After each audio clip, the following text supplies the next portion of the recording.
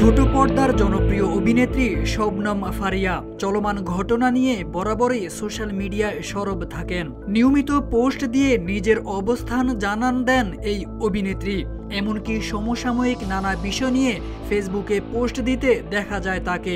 সম্প্রতি দেশে ধর্ষণের ঘটনাও বেড়ে গেছে হঠাৎ করেই। এর মধ্যেই এক ধর্ষকের জামিন পাওয়ার ঘটনায় ফেসবুকে ক্ষোভ প্রকাশ করেছেন ফারিয়া।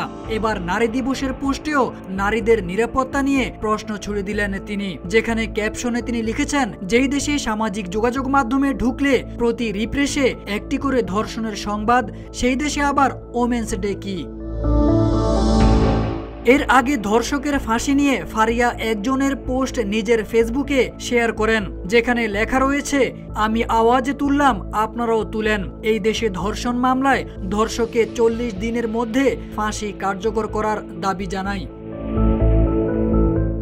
মার্চের 4 তারিখে সাজাপ্রাপ্ত এক আসামির জামিনের সংবাদের ছবি ও লিঙ্ক পোস্ট করেন শবনম ফারিয়া।